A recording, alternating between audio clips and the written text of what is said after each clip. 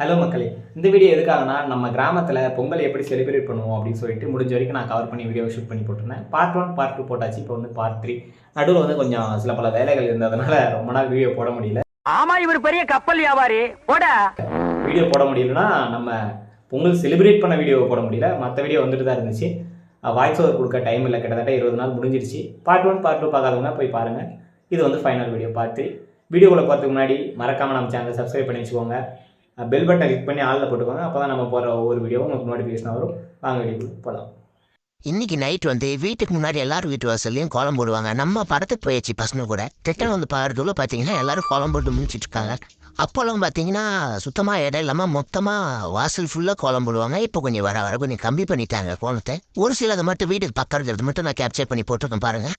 அப்புறம் பார்த்தீங்கன்னா விடியற் காலையில் 4 மணிக்கெல்லாம் எழுந்து நம்ம ஊர் காளியம்மா கோயிலுங்க. இதுதான் நம்ம ஊர்லேயே மொதல் கட்டின கோயில்.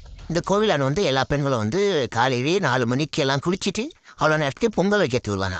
பொங்கல் வைக்கிறதுக்கு வரும்போது தட்டில் விளக்கு மாவு வாழைப்பழம் அந்த மாதிரி பழம் அம்மன் பூஜை செய்யிட்டு வருவாங்க. அப்புறம் நம்ம வீட்டுக்கு வந்து நம்ம மாற்ற ரெடி பண்ண ஆரம்பிச்சிட்டோம். ரெடி பண்ணுறதுனா சும்மா சிம்பிளாக காலையில் வந்து அவ்வளோ ரெடி பண்ண மட்டும் சமைச்சானியை மட்டும் புது முச்சானியை மாற்றிட்டு பொட்டு முஞ்சை வச்சு ரெடி பண்ண ஆரம்பிச்சிட்டோம். நம்ம ரெடி பண்ணிட்டு இருக்க மாதிரி பார்த்தீங்கன்னா ஊர் கவுண்டருங்கெல்லாம் வந்து இந்த மாதிரி பழக அடிச்சிட்டு இப்படி போவாங்க. அதுக்கப்புறம் ரிட்டர்ன் வந்து எல்லாரையும் கூப்பிட்டுட்டு பூஜை பண்ணிட்டு ரிட்டர்ன் வருவாங்க. அதுக்குள்ளே பார்த்தீங்கன்னா இங்கே நம்ம காளியம்மன் கோயிலில் வந்து பூஜை எல்லாரும் வந்து வீட்டுக்கு ஒரு கோழி எடுத்துகிட்டு வருவாங்க. சாவல் வந்து எடுத்துகிட்டு வந்து நம்ம காளியம்மனுக்கு ஏதாவது பழமையாக நம்ம கோயிலுக்கு வந்து பலி கொடுப்பாங்க. பலி கொடுத்து இந்த ரத்தத்தை வந்து இந்த குழியில் விடுவாங்க. அறுக்கிறதையும் ரத்தத்தையும் நம்ம காட்ட முடியாதுன்றதுனால அதெல்லாம் காட்டில் பாருங்கள் எடுத்துகிட்டு போகிறாங்க. அதுக்கப்புறமா வந்து ஆடு பலி கொடுப்பாங்க. ஆடு பலி கொடுத்ததுக்கப்புறமா மாடு விடணும். ஆடு விடுறது வந்து ஒரு ஆர்டராக, அதாவது ஒரு வரிசையாக தான் விடணும். இவங்க விடணும் அவங்க விடணும்னு இருக்குது. அவங்க தான் விடணும். மத விடணும். அது மட்டும் ரவுண்ட் மட்டும் அது கோமம்னு சொல்லுவோம். ஒவ்வொரு கோம் வரிசையாக தான் விடணும். மற்றவங்க விட்டதெல்லாம் நம்ம இல்லை. அப்படி யாருன்னா பார்க்கணும்னு நினச்சிங்கன்னா கால்வெள்ளி மார்னிங் வீடியோ ஃபஸ்ட்டு பார்ட்டுன்னு இருக்கும். அதில் போய் பாருங்கள்.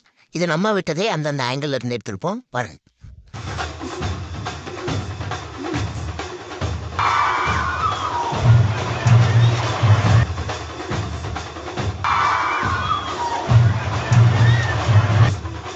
காலையில் மதியம்னு சொல்லிட்டு 2 கூட நம்ம ஊரில் மாடு விடுவாங்க. காலையில் மாடு விட்டு முடிச்சாச்சு. நம்ம மாடு எப்படி விடுச்சுன்னு மறக்காம கமெண்ட் பண்ணுங்க.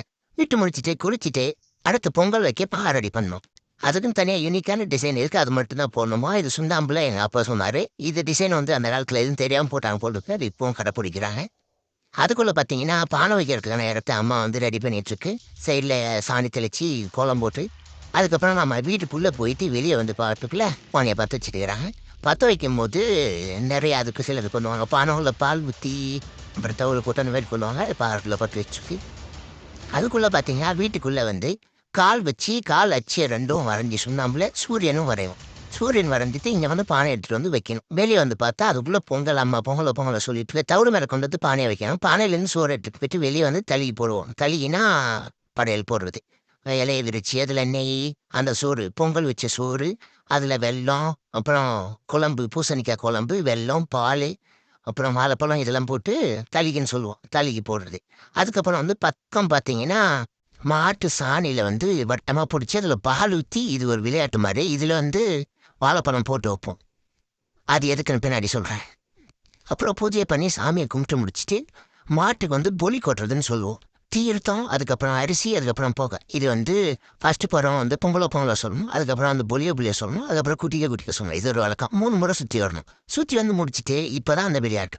மாமனங்க மச்சானுங்க இல்லை பொண்ணுங்க வந்து இதை அழுத்தலாம். அது வந்து சாணியில் மூஞ்சி படுறாமல் சாப்பிடணும். அது ஒரு விளையாட்டு. ஜஸ்ட் மிஸ்ஸு என் மூஞ்சி பாடலை. அதுக்கப்புறம் படையல் போடுறது எல்லாத்தையும் ஒன்றா சேர்த்து பிசைஞ்சு மாட்டுக்கு கொடுத்து முடிச்சுட்டு அதுக்கப்புறமா வந்து வீட்டு பக்கம் இருக்கிறவங்க எல்லாருக்கும் கொடுத்து முடிச்சிட்டதுக்கப்புறம் இப்போ வந்து திரும்பவும் மாடு விட போகிறதால திரும்பவும் 2 மாட்டையை ரெடி பண்ணி இப்போ மதிய மாட்டுக்கு நம்ம பெரியவனையும் வெள்ளச்சியும் விட போகிறோம். வெள்ளச்சிக்கு தடுக்கு கட்டியிருக்கோம். இவன் யாரையும் சேர்த்த மாட்டான். இவனுக்கு தடுக்கலாம் கட்டலை உடைச்சிருமோ. நம்ம பெரியவனையும் வெள்ளச்சியும் 2 ரவுண்டு விட்டோம். வெள்ளச்சி நல்லா ஓடுறாளா இல்லை பெரியவன் நல்லா ஓடுறானான்னு பார்த்துட்டு கமெண்ட் பண்ணேன்.